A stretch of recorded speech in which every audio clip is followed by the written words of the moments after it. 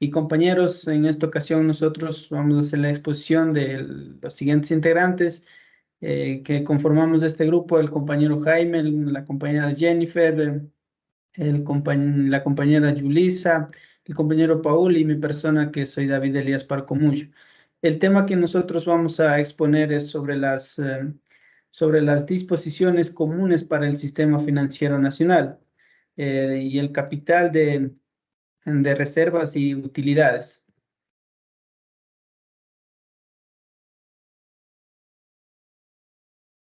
A continuación voy a hablar sobre los artículos que se refieren al capital y reserva de utilidades. En el artículo 165 se refiere a lo que es el capital. Las entidades, tanto públicas y privadas, tienen un capital autorizado al menos de un 50% del monto del capital autorizado, que esto será variable y podrá acreditarse de forma ilimitada. También el artículo 166 nos habla de los aumentos del capital. Las entidades, tanto públicas como privadas, podrán aumentar su capital autorizado en cualquier tiempo mediante una reforma que será resuelto por el directorio si es público, y por la Junta General y por la Junta General de los accionistas en caso de ser privado. También voy a hablar sobre el artículo 167, que es la publicidad del capital. Las entidades, tanto públicas y privadas, anunciarán únicamente su capital suscrito y pagado.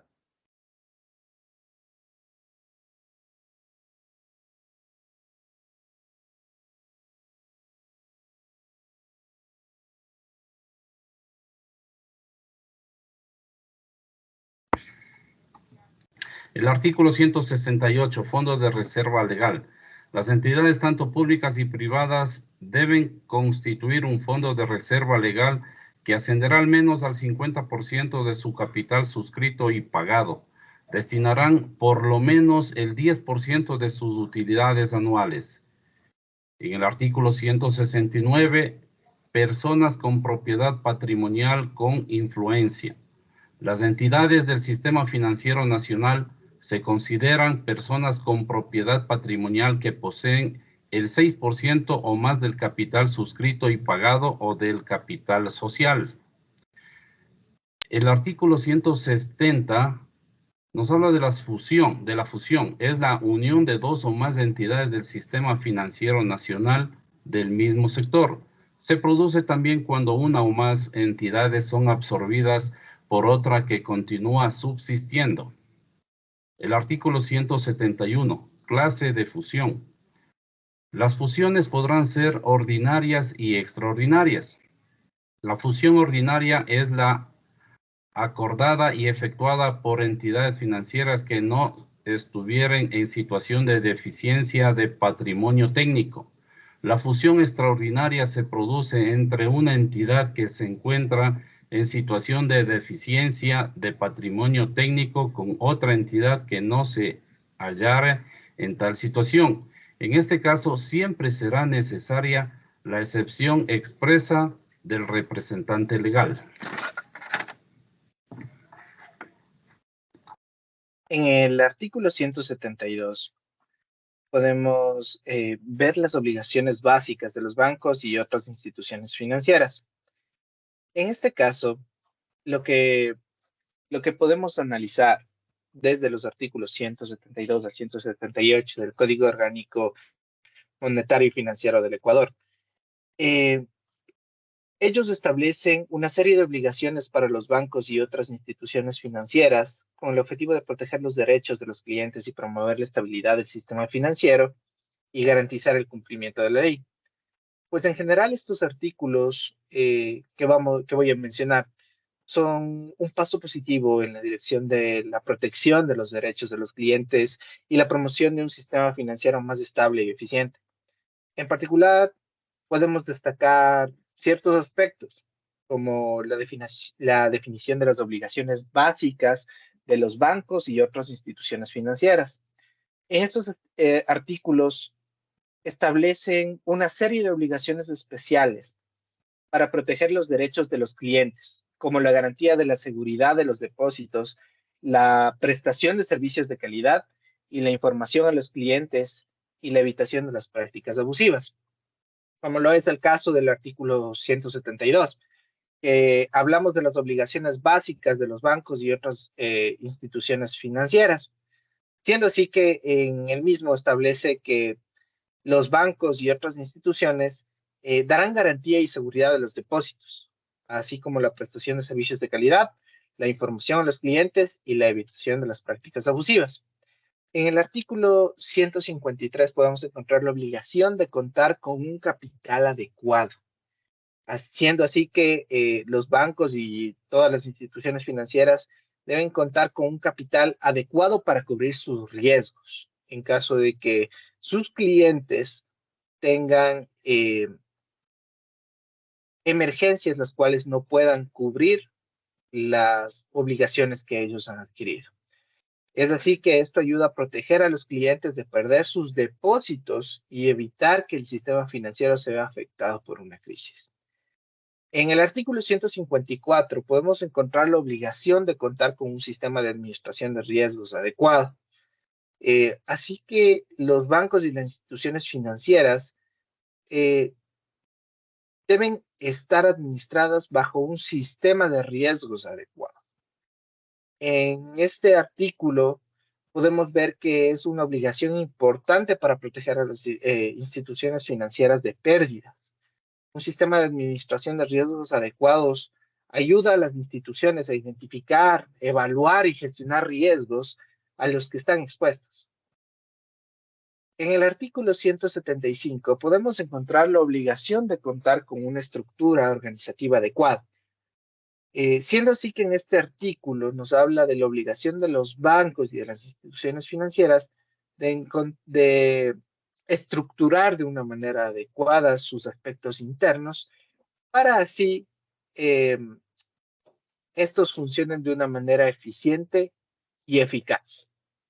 Una estructura organizativa adecuada ayuda a garantizar que las responsabilidades estén claramente definidas y que las decisiones que se tomen sean de una manera adecuada para bien del banco y también de sus cuentaahorristas.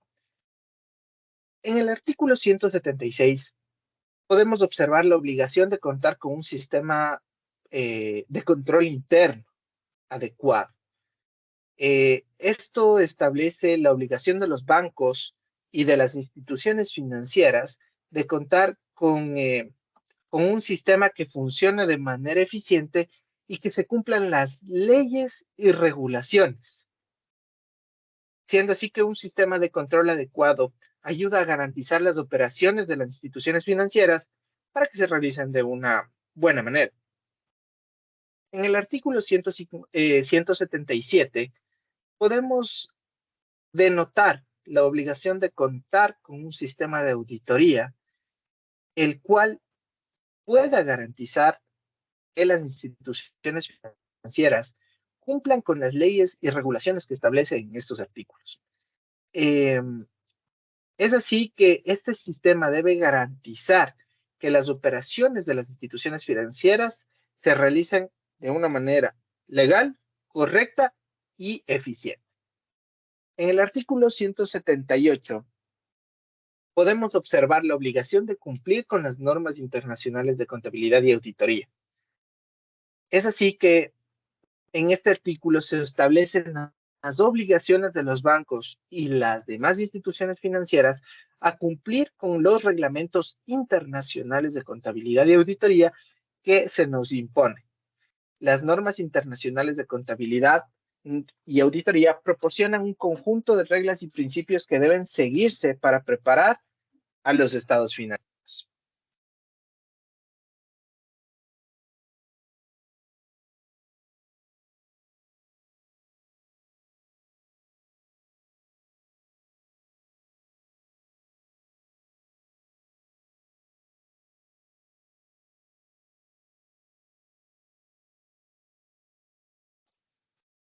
Doy el paso a mi compañera Cecibel en el artículo 179. No, compañera Yulisa, por favor, el micrófono.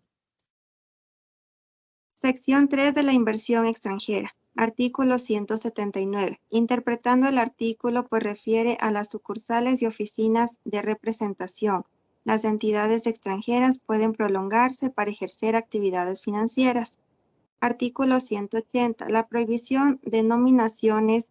Las entidades financieras extranjeras no pueden adoptar denominaciones que pertenezcan a las entidades ecuatorianas que induzcan a pensar que son subsidiarias o afiliadas. Artículo 181. Este artículo hace mención a los 8 requisitos necesarios para poder establecer las sucursales. Artículo 182.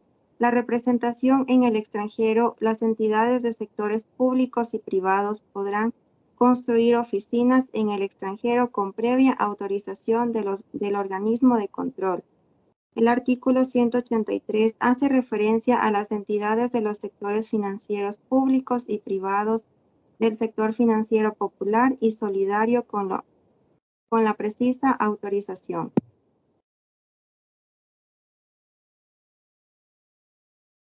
Artículo 184. La participación como accionista o apertura de oficinas en el extranjero. Para aquello hay que tener la previa autorización, lo cual permitirá actuar como accionista en dichas entidades financieras basándose en las 4 condiciones. El artículo 185. Cumplidas las condiciones señaladas en el artículo anterior, se prosigue a la autorización para poder participar con las entidades extranjeras. El artículo 186